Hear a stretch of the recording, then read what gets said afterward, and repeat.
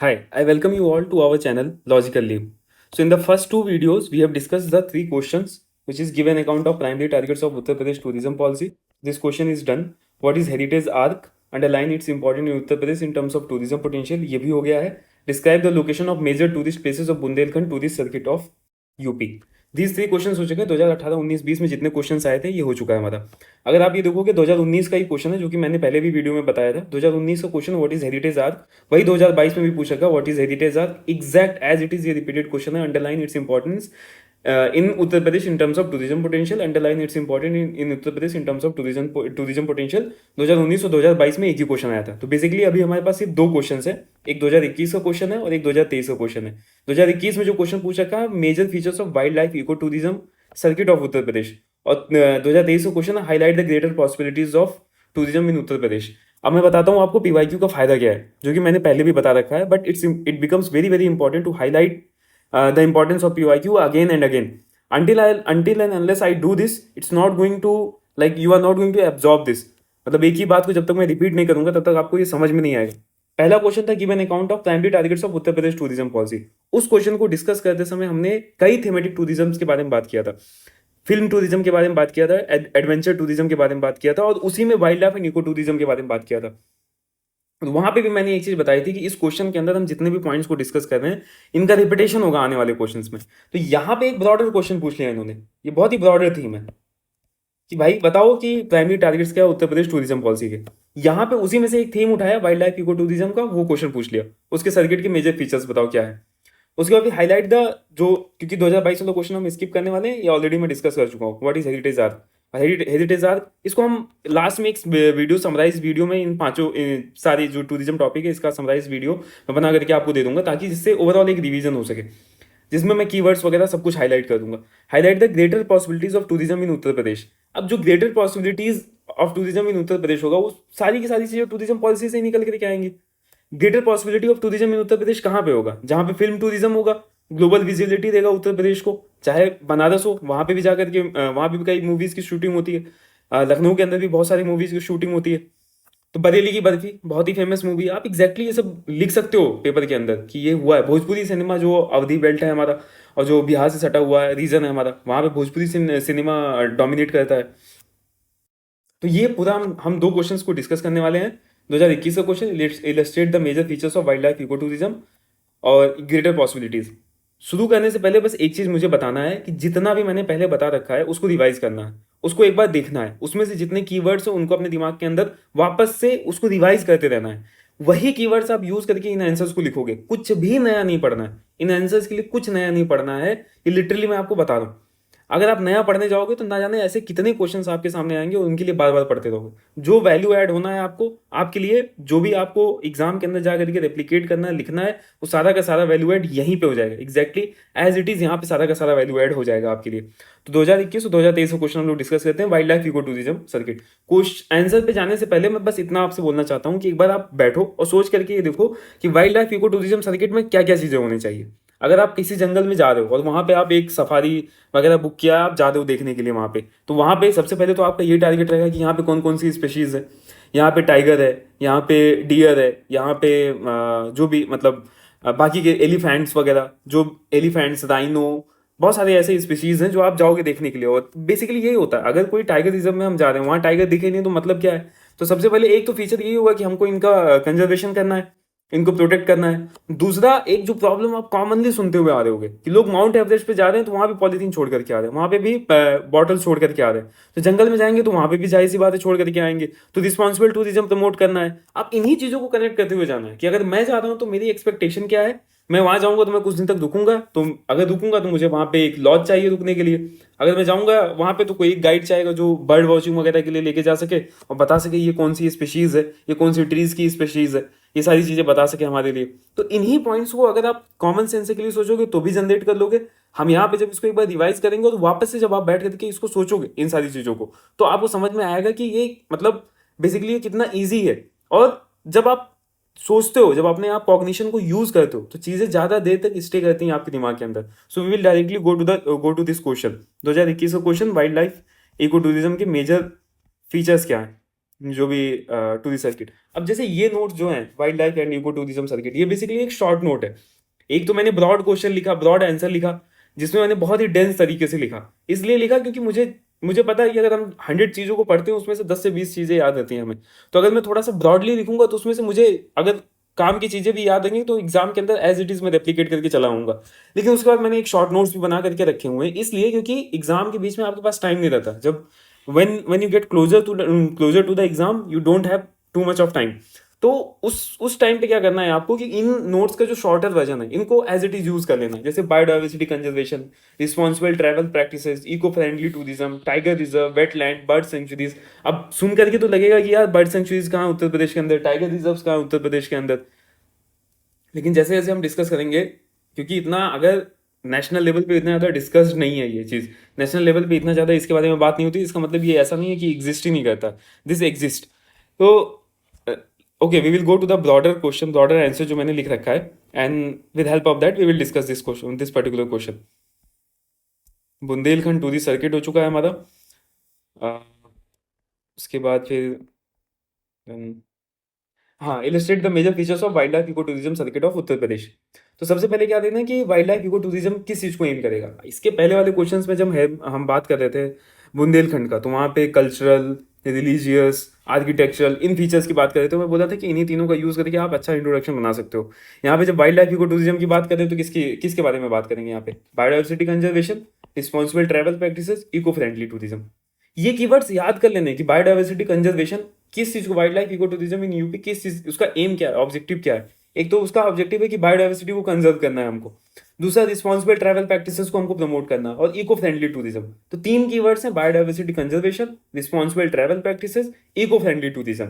यही नहीं, जहां पे भी क्वेश्चन आता है, इन्वायरमेंट से रिलेटेड क्वेश्चन आता है, ये क्वेश्चन आता है उत्तर प्रदेश की इकोनॉमी को कैसे अच्छा किया जाए, तो उसके अंदर लिख देना wildlife eco tourism. In that we have to do biodiversity conservation, responsible travel practices, eco friendly tourism.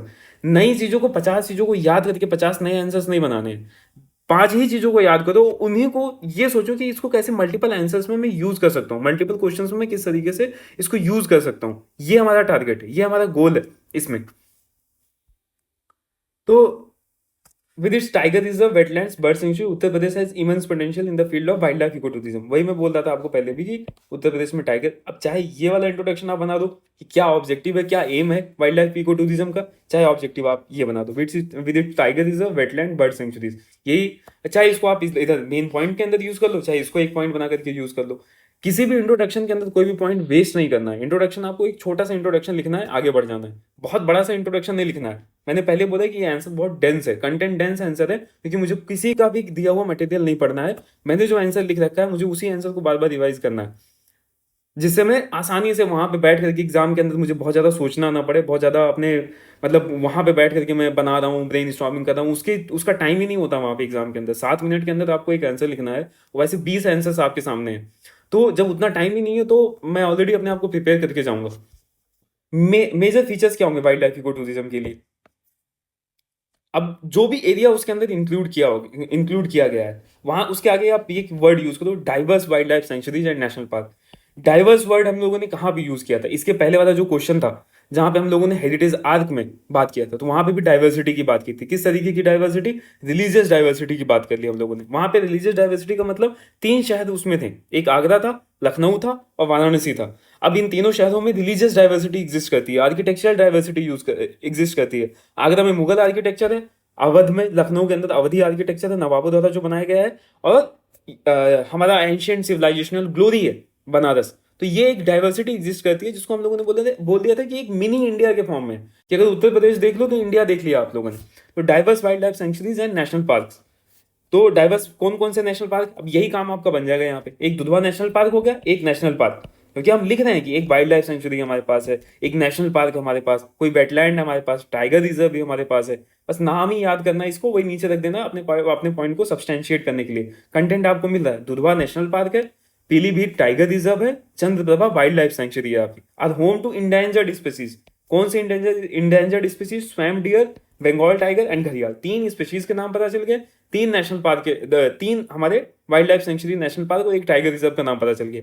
इसी को याद कर लो, इसी को मल्टीपल जगहों पे यूज करना। Dudhwa national park, Pilibhit tiger reserve, Chandraprabha wild life sanctuary, स्वयं डियर, बंगाल टाइगर और घड़ियाल। कनेक्शन कैसे ड्रॉ करना है, हेरिटेज आर्क वाला हमको क्वेश्चन यहाँ से डाइवर्सिटी वाला पॉइंट यूज कर लेना। वहां पे डाइवर्सिटी मैंने बोला था GS1 से उठा करके लेके आ रहा हूँ मैं। यहाँ पे मैंने थोड़ा सा दिमाग लगा लिया कि अरे अरे भाई मुझे लिखना ही है कि कंजर्वेशन के अलग अलग तरीके होते हैं। कभी अब प्रीलिम्स में बैठ करके पढ़ना पड़ता है कि वाइल्ड लाइफ सेंचुरी और नेशनल पार्क में क्या डिफरेंस है। यहाँ पे मुझे क्या ही फर्क पड़ता है कि वाइल्ड लाइफ सेंचुरी और नेशनल पार्क में क्या। मुझे तो थोड़ा सा एक एक तरीके से मुझे ऐसे लफाजी करनी है और इस तरीके से मुझे अपने आंसर को परसेप्शन बनाना है कि हाँ भाई मुझे आता है, मुझे आंसर लिखना आता है। तो मैंने लिख दिया diverse wild life sanctuaries and national park. अब अगर ये बना ही है वाइल्ड लाइफ सेंचुरी और नेशनल पार्क, तो कॉमन सेंस यूज करो। अगला पॉइंट कौन सा आना चाहिए, कंजर्वेशन का। एक बनाया गया है किस लिए, कंजर्वेशन के लिए बनाए गए हैं। तो इसका जो ये इको टूरिज्म सर्किट है उसका एक टारगेट तो कंजर्वेशन अपने आप ही हो जाएगा। मैंने ये भी सिखाया था आपको कि किस तरीके से एक पॉइंट से अगला पॉइंट तुरंत जनरेट कर लेना है। जहां पे मैंने कल्चर की बात की, अगला पॉइंट मैंने रिलीजन की बात कर ली। तो उसी तरीके से यहाँ पे मैंने बोला कि ये वाइल्ड लाइफ सेंचुरी जो नेशनल पार्क है, इस टूरिज्म सर्किट के अंदर उनका काम क्या, conservation of species along with habitat. एक बढ़िया सा वर्ड यूज कर लिया मैंने, हॉलिस्टिक अप्रोच। हॉलिस्टिक अप्रोच का मतलब साथ में लेकर के चलेंगे। दुधवा नेशनल पार्क को तो बचाएंगे, उसके साथ ही साथ में मतलब उस पूरे एरिया को जब हम कंजर्व करेंगे, लेट्स सपोज एक टाइगर रिजर्व बनाया हमने, तो टाइगर रिजर्व में सिर्फ टाइगर ऐसा थोड़ी रहेगा कि उसी के कंजर्वेशन के लिए हमने बनाया है, उसी के प्रोटेक्शन के लिए बनाया है। बाकी स्पीसीज है वो भी प्रोटेक्ट हो रही है। लेपर्ड हो गया, इंडियन हेयर हो गया, स्वयं डियर हो गया। ये अगला point, eco friendly infrastructure. Infrastructure word भी हम यूज कर चुके हैं पहले। अगर ये चीज ध्यान नहीं रहेगा कि इंफ्रास्ट्रक्चर वर्ड हम लोगों ने कहां पे यूज किया था, जब बात की थी कि उत्तर प्रदेश टूरिज्म पॉलिसी के बारे में, तभी भी वहां पे हम लोगों ने यूज किया था कि इंफ्रास्ट्रक्चर अच्छा डेवलप करना पड़ेगा लास्ट माइल कनेक्टिविटी देने के लिए, फोकस टूरिस्ट डेस्टिनेशंस बनाने के लिए। उस तरीके के वर्ड हम लोगों ने वहां पे यूज किए थे। बुंदेलखंड वाले क्वेश्चंस में भी अगर वे फॉरवर्ड सॉल्यूशन लिखना हो तो हमको लिखना पड़ेगा वहां पे भी कि अच्छा इंफ्रास्ट्रक्चर रहेगा तभी टूरिस्ट वहां तक पहुंच पाएंगे। यहां पे एक वर्ड मैंने उसके आगे लगा दिया कि एडजेक्टिव लगा दिया, इको फ्रेंडली होना चाहिए इंफ्रास्ट्रक्चर। इंफ्रास्ट्रक्चर तो इस टूरिस्ट सर्किट का एक फीचर ये भी है कि जो बनाएंगे इंफ्रास्ट्रक्चर वो इको फ्रेंडली इंफ्रास्ट्रक्चर होगा। और एक पता होना चाहिए, इंफ्रास्ट्रक्चर का मतलब सिर्फ रोड रेलवे यही नहीं होता है। जो टेलीकॉम सेक्टर होता है उसमें भी जो टावर्स लग रहे हैं वो भी इंफ्रास्ट्रक्चर का पार्ट है हमारा। तो जो बाकी के कंस्ट्रक्शन हो रहे हैं वो सब भी इंफ्रास्ट्रक्चर, मतलब कहने का व्हाट आई मीन टू से कि जैसे इंफ्रास्ट्रक्चर किसी ने बोला तो रोड दिखने लगता है दिमाग के अंदर, ब्रिजेस दिखने लगते हैं हमको, रेलवे दिखने लगता है हमको। हमको टेलीकॉम वाले जो टावर्स रहते हैं वो इंफ्रास्ट्रक्चर में नहीं दिखता है, जो पावर ग्रिड रहता है वो इंफ्रास्ट्रक्चर में नहीं दिखता है। डैम भी हो सकता है शायद इंफ्रास्ट्रक्चर में बहुत लोगों को ना दिखे, लेकिन यहाँ पे ये सब जो ये सारी चीजें ये भी इंफ्रास्ट्रक्चर का पार्ट है। तो उसी तरीके से जब हम इको फ्रेंडली इंफ्रास्ट्रक्चर बना रहे हैं और जंगल के अंदर जब टूरिज्म लेके जा रहे हैं, तो इको रिजॉर्ट बनाएंगे, जंगल लॉजेस बनाएंगे और नेचर कैंप्स। तीन कीवर्ड्स है, नेचर कैंप्स, जंगल लॉजेस, इको रिजॉर्ट। इसके पहले मैंने कौन सा कीवर्ड बताया आपको, एक हॉलिस्टिक अप्रोच लेकर के चल रहे हैं। सिर्फ एक स्पीशीज को नहीं बचा रहे हैं हम उस पूरे एरिया को बचा रहे हैं। और यहाँ पे एक डाइवर्स डाइवर्स वर्ड कहाँ से कनेक्ट कर दिया। उसके बाद मैंने ये भी बताया कि पहले पॉइंट से मैं दूसरा पॉइंट निकाल ले रहा हूँ, इको फ्रेंडली इंफ्रास्ट्रक्चर। मैंने ये भी बताया कि एक ही क्वेश्चन के अंदर मैंने जितने पॉइंट डिस्कस किए वही मल्टीपल जगह यूज होने वाले हैं। इंफ्रास्ट्रक्चर हम लोगों ने पहले डिस्कस किया, इंफ्रास्ट्रक्चर यहाँ पे यूज हो गया। Community participation and livelihood generation. अब किसी ने भी अगर पहला वीडियो देख रखा तो उसको पता होगा कि यार ये लाइवलीहुड जनरेशन, एम्प्लॉयमेंट की बात तो ये बहुत पहले से करते हुए चला आ रहा है। अगर फीचर की बात कर रहे हैं हम eco wild life tourism circuit के, तो लाइवलीहुड जनरेशन तो होगा ही होगा वहां पे। जो भी वहां पे लोकल रेसिडेंट्स हैं, जो भी आसपास के लोग रह रहे हैं, वो काम क्या करेंगे, टूरिस्ट गाइड का काम करेंगे, हैंडीक्राफ्ट सेल्स का काम करेंगे, हॉस्पिटलिटी का काम करेंगे, उसी के थ्रू इंप्लॉयमेंट आएगा वहां पे। यही हम हॉस्पिटलिटी, हैंडीक्राफ्ट सेल, यही हम पहले भी बात कर रहे थे जब हम लोगों ने लखनऊ के जरदोजी की बात की, जब सहजर स्टोन क्राफ्ट की हम लोगों ने बात की, बांदा के, जब बुंदेलखंड टूरिस्ट सर्किट की हम लोग बात कर रहे थे उस वहां पे भी बात किया, बनारसी साड़ी में भी हम लोगों ने ये बात किया। तो लाइवलीहुड जनरेशन में रूरल होम स्टे की जो हम लोगों ने उसके ऊपर डिस्कशन किया था, rural home stay, bread and basket programme, ये सारी चीजें जब हम लोगों ने पहले बात कर रखा तो लाइवलीहुड जनरेशन तो इसका फीचर होगा। कम्युनिटी पार्टिसिपेशन यहाँ पे एक नया कीवर्ड कि सबको सब वहाँ जो आसपास के लोग रहेंगे वो आएंगे, उनके साथ में ये सब कुछ किया जाएगा। Community participation is a good keyword. ये भी हमको देखने को मिलेगा अक्रॉस द स्पेक्ट्रम। मतलब जब हम एसएचजी की बात करेंगे, जब हम एनजीओ की बात करेंगे, और जब हम सोसाइटी की बात करेंगे, जब हम ये सारे टॉपिक्स को डिस्कस करेंगे तो वहां पे भी कम्युनिटी पार्टिसिपेशन वर्ड यूज होता हुआ दिखेगा। Adventure and nature based activity. अब बोलना मत कि एडवेंचर वर्ड नहीं सुना है। एडवेंचर टूरिज्म एक थीम था जब हम लोगों ने उत्तर प्रदेश टूरिज्म पॉलिसी की बात की थी। उसके अंदर jeep safari, bird watching, nature trails, river rafting, create an immersive experience and for the wild life enthusiast. कुछ कीवर्ड्स है, बर्ड वॉचिंग हो गया। बर्ड वॉचिंग ऐसा इतना टफ कीवर्ड नहीं है जो हमको याद ना हो। ऐसा हॉलिस्टिक डेवलपमेंट होना चाहिए, हॉलिस्टिक कंजर्वेशन होना चाहिए, जो हम लोगों ने पहले देखा। और कीवर्ड्स देखे थे जैसे कि jungle lodges, eco resort, nature camps. तो बर्ड वॉचिंग ये बहुत टफ। रिवर राफ्टिंग हम लोगों ने पहले सुन चुके हैं हम लोग। जब हम लोगों ने एडवेंचर बेस्ड टूरिज्म की बात की थी तो रिवर राफ्टिंग ऑलरेडी सुन लिया था हम लोगों ने वहां पे। Immersive experience, focus on lesser known areas. यही चीज तो मैं मतलब आपको बताने की कोशिश कर रहा हूँ कि ये जो वर्ड है फोकस टू दिस डेस्टिनेशन, ये वर्ड एग्जैक्टली यूज हुआ है उत्तर प्रदेश टूरिज्म पॉलिसी के अंदर कि focus to this tourism destination हमारे कौन से होंगे जो कि कम जान, जिनके बारे में कम पता है, जैसे Chandraprabha wild life sanctuary, Sohagi Barwa, ये कम डेवलप्ड एरिया है, इसके बारे में इसलिए इनके बारे में कम पता है। तो focus on lesser known areas, इन पे ज्यादा फोकस करना है। अवेयरनेस फॉर कंजर्वेशन, लोगों के अंदर एक अवेयरनेस क्रिएट करना कंजर्वेशन के लिए। Local are being involve to protect endangered species. अब यहाँ पे एक थोड़ी सी चालाकी हो जाती है। कम्युनिटी पार्टिसिपेशन की हम लोगों ने बात की, या तो आप यहाँ पे कम्युनिटी पार्टिसिपेशन की बात ना करते, सिर्फ लाइवलीहुड जनरेशन बोल करके अगला वाला पॉइंट कम्युनिटी पार्टिसिपेशन कर देते। लेकिन ये अवेयरनेस फॉर कंजर्वेशन, ये जो कीवर्ड है आपके लिए अवेयरनेस, अब ये कम्युनिटी पार्टिसिपेशन यहाँ भी लिख सकते थे। अच्छा, ये भी एक थोड़ा सा एक चालाकी वाली बात होती है कि मैंने एक पॉइंट यहाँ पे लिखा कम्युनिटी पार्टिसिपेशन। अब मैं ये इससे रिलेटेड पॉइंट इसके जस्ट बाद नहीं लिखूंगा, थोड़ा एक दो पॉइंट के बाद लिखूंगा मैं। उससे फायदा क्या होता है कि एग्जामिनर भी अगर देख रहा है तो उसको लगेगा हाँ ये दोनों सेपरेट पॉइंट्स है। तो awareness for conservation, awareness word जो है ये आपको मैं बता रहा हूँ अक्रॉस द स्पेक्ट्रम। GS2 में जब हम बात करेंगे तो वहां भी आएगा, जब भी वे फॉरवर्ड लिखेंगे ना तो यही आएगा awareness. Accessibility and connectivity, better road होने चाहिए, साइनेजेस मतलब जो लगे रहते हैं कि दिखाते हैं कि इतने किलोमीटर है इस डायरेक्शन में जाए, उसको साइनेजेस बोल। पब्लिक एम्यूनिटीज, टॉयलेट, बाथरूम, ये सब चीजें बननी चाहिए। इन्फॉर्मेशन कियोस्क, ये भी अच्छा वर्ड है, मतलब कोई ज्यादा पूछ लिया कि अच्छा यहाँ से यहाँ जाना है हमें, या यहाँ पे क्या चीजें हमको देखने को मिलेंगी। Eight eco parking areas are being developed इस इको टूरिज्म सर्किट के अंदर। 8 पॉइंट है, लेकिन ये 8 पॉइंट कहीं बाहर से नहीं आ रहे हैं, ये 8 पॉइंट अपने आप जनरेट हो रहे हैं। एक बेहतरीन सा इंट्रोडक्शन मैंने 2 तरीके से आपको बता दिया कि कैसे आप लिख सकते हो। हमारे पास बर्ड सेंचुरीज हैं, टाइगर रिजर्व है, वेटलैंड्स हैं।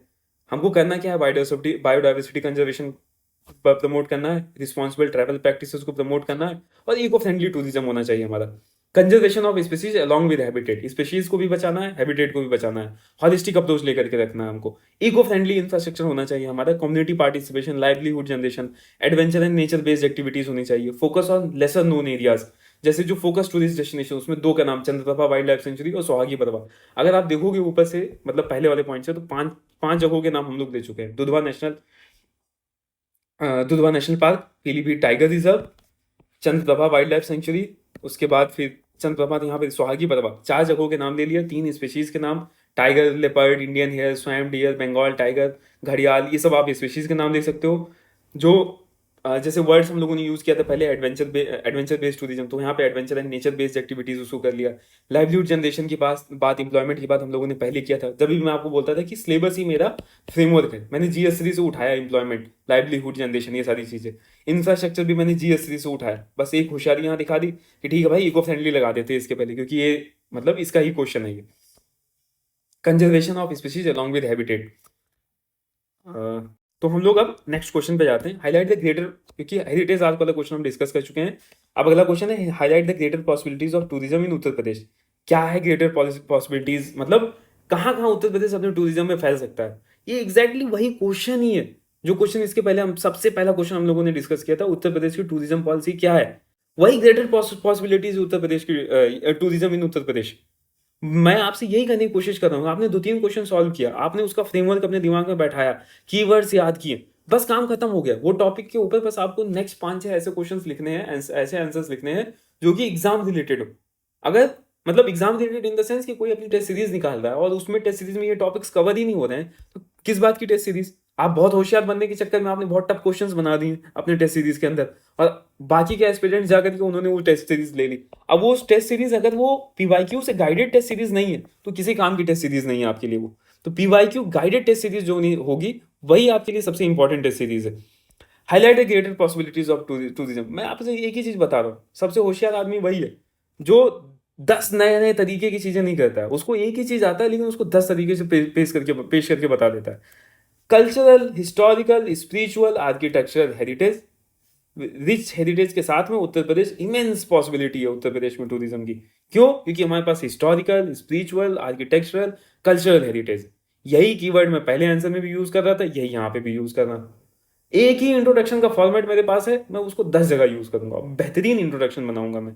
उत्तर Pradesh with its rich cultural, historical, spiritual and architectural heritage showcases immense possibility in the tourism sector.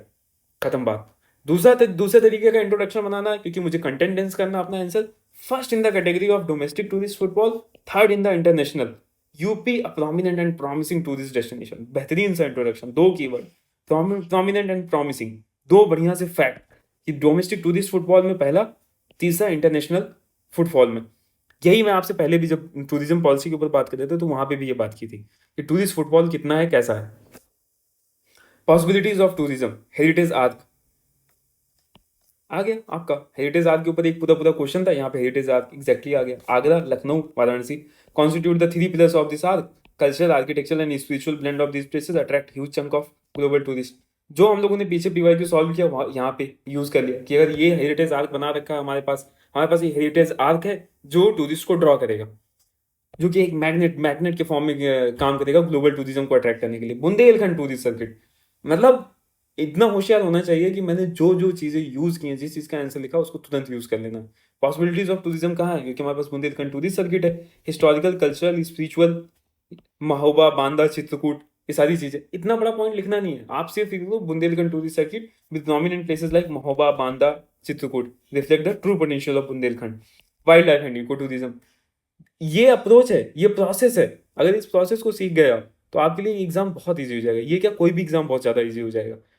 कि जहां पे बैठ करके लोग ये नई नई चीजों को पढ़ते हैं, उसी जगह पे आपको जो आपने ऑलरेडी पढ़ रखा है, जो आपने ऑलरेडी देख रखा है, उसको यूज करना सीखना है। वाइल्ड लाइफ इंडिको टूरिज्म की बात कर ली, सेम वही चीज, Dudhwa national park, Pilibhit tiger reserve, ये अगले साल का क्वेश्चन है। तो ये पीवाईक्यू अगर कोई पहले से सॉल्व करके जाता तो ये क्वेश्चन कितने आसानी से वो आंसर करके आता।